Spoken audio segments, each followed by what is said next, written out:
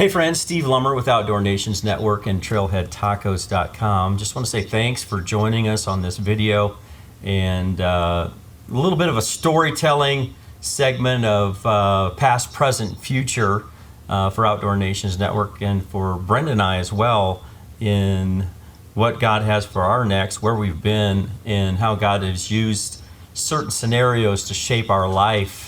And I'm sure you can resonate with that for sure, how God changes and directs your path. And today with me, I have a special friend, and Michael Taylor has been my friend since I think about 2000 and let's say 4 and 5. And I'd like to introduce Michael Taylor, a fellow mountain bike friend of mine, an adventurer, businessman in the community. Michael knows our story. He knows the good, the bad, and the ugly, and that's why he's here today. So Michael, welcome. Thanks for being with us today. Steve. Thanks for having me in. Looking forward to our talk today. Yeah, we've had a lot of talks. We have.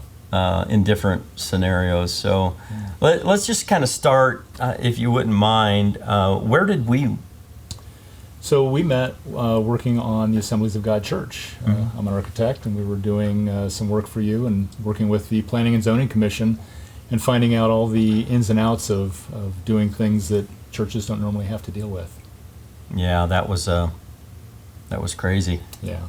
It was like 3 years, wasn't it? It was planning and zoning. Public meetings and people wanting things that didn't have anything to do with what the church wanted, but yeah, unfortunately, that wasn't a really successful time in our lives. But through that, it brought me to you, brought me back to Christ. Yeah. And we started mountain biking together, and and have had a number of adventures, and have had a great time. 20 years has gone by in a heartbeat. 20 years. I remember one of our first gatherings in the city council chambers, and the place was just packed. And I thought, well, this is kind of cool. People came to support us, in our new venture transitioning this church that needed transitioning. Right. And like a lot of churches do, in a church of 50, 60, 70 years of history. Right. And so we attempted to rebrand it and rename it, relocate it, and man, we ran into a cluster. Yeah, and even simple things like your community garden. Yeah. Neighbors really had a heartburn over that, and you were just trying to do good for the community. And anyway, people don't like change, so. Yeah, that's true. I look back, and every time I drive by that facility, it's really a personal challenge for me. And some people just get over it. Yeah. Well, that was a tough one, but it really does offer an opportunity for what God had done in us, as a community of faith, which you started coming to that church. Absolutely. There were times, Michael, where, I would be standing in that room because we were in a kind of a desperate, not fun time. We were in a pickle, if you want to call it that. Right. And I remember just like pre-service prayer and back behind the curtain just praying that, this might sound really crazy, friends, but I'd pray that some of my good friends wouldn't come to that Sunday because it just wasn't the greatest. And Brenda, my wife, came up to me and she said, "Steve, Michael, and Jennifer are here today." I'm like, "Not today," I remember that well. Yeah. So, but it ended up crazy because now 20 years later, you're still an integral part of that church that we did transition. Right. And so anyway, that's kind of where we started. Yeah. And so let's get off that. Let's start talking about the fun stuff, the mountain bike and stuff, right? Well, let's go back even further. Let's talk about your history in pastoring and how you got into pastoring and what brought you to Prescott. Yeah, that's a great question. I was called into ministry and saved, came to Christ on the same night, on a Sunday evening, on a hot August night in Davenport, Iowa, and my pastor, Tommy Barnett, was preaching, and he had an evangelist there, and during the middle of the evangelist's sermon, who was preaching on the second coming of Christ, I just had this, I got to get this right inside me, so I ran to the front of the church. I ran, in front of the church, and I knelt down at the altar, because we had altars back then, and I just asked Christ to come into my life and forgive me, and man, I felt this just huge weight at 17 years of age lift off of me. And then right after that, my youth pastor, who was sitting on the platform, marched down to where I was praying, weeping. Bill Wilson from Metro Ministries in Bronx, New York now, but he was my youth pastor back then, came and prayed for me. And when he laid his hands on me, I instantaneously, I gave up like selfish ways and my own ways and the old man. And then, like I said, I gave out, and then all of a sudden something came into me, and it was a call to ministry. So I was 17, and I went right into Bible college for 4 years. Met my wife as I was leaving, Brenda. She was going to Iowa State University for interior design, and so we kind of dated a little bit, and then I bolted to Central Bible College in Springfield, Missouri, for 4 years. We ended up dating for 4 years, ended up getting married at the end of Bible college, and then that church that I was saved in, received Christ in, asked me to come and be their youth pastor. So that was 1980, and that's how it all started. And we had a riot. It was a great time. Youth pastors for 12 years in Iowa, California, Ohio.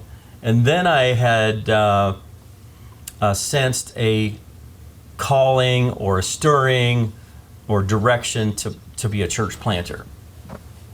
And so we went to our leadership, Hugh Rosenberg at the time, who was a church planter in Cincinnati, and we were serving under him as youth pastors. And I asked him, I said, Hugh, is there any lateral move I can make in your organization? And he said, nope. and so I knew that was my answer. I aged out of being a youth pastor. Yeah. At 3 o'clock in the morning, pizzas and gymnasium, all-nighters and all that. I aged out. So I felt that I needed to pray about being a church planter. I went to a convention in Indianapolis, and Charles Crabtree, a pastor and minister, was preaching, and he asked us if we wanted to follow the call of God in church planting to come to the front. So we were this was in the football dome in Indianapolis. This is a big room. Big stadium. A big stadium, and we were up the, way back there. So I grabbed Brenda's hand, and she's followed me now for 45 years in what God was calling me to do. So we went down to the front, called to be a part of a decade of harvest effort to plant 5,000 churches. We were like number 121, and so we felt called to plant a church in St. Charles County, Missouri, which is a suburb of St. Louis, one of the fastest growing counties in America at the time. And we planted a Lake Crest Church of the Assemblies of God in 1991. And to this day, that church is flourishing. They just bought more acreage. We were there 13 years, raised our kids there, began to do a lot of work with men in fishing in Canada and floating canoes in the Ozarks. And so that kind of, I began to have an affinity towards utilizing the outdoors for ministry to people, even though in the Midwest versus the West Coast is totally different. But we did a lot of outdoor events. Even as a youth pastor, we would go skiing, we would do hiking, we would do, hiking the American Gorge in California. We began to utilize these outdoor classrooms, if you will, for connectivity. I really didn't know what we were doing, but we were doing it, and it made a difference in people's lives. And then we come back into the room, into the church building, and like preach and teach and disciple and all that kind of stuff. But looking back, that's really where the connection and community came from, is doing hikes and in canoes and fishing and all that kind of stuff. And I didn't recognize it at the time because I was trying to do a regular model of church, but we were utilizing the outdoor and recreational aspect of ministry to connect with people. And I think it's always been in there. The seeds were planted early for you. I think so. Yeah. So that was the church planting thing. And then after 13 years in St. Charles County, we'd aged out. I might use that term a lot, or we had hit a wall, or what are we going to say? We just felt we weren't being effective. And a church came open in Prescott, Arizona. And so I sent my resume out to Prescott, Arizona, never heard back from them. And so we're like, well, we attempted it. And have you ever been there where you tried something and you thought it was God's will, it wasn't, so you just put it on hold? We put it on the back burner, and Brenda was out in the garden. We had a huge garden in Missouri with that great dirt that they have out there. Sure. And I was up in my office or something, and Brenda had a phone, and someone called. It was a church leadership board out here in Prescott, Arizona, and they wanted to talk to me. This was 2 years after we'd sent that resume. And I'm like, okay, so I ran up, got the phone, and they wanted to do a conference call with me right there on the spot. I had forgotten about the resume, so 2 years ago. So anyway, we did an interview.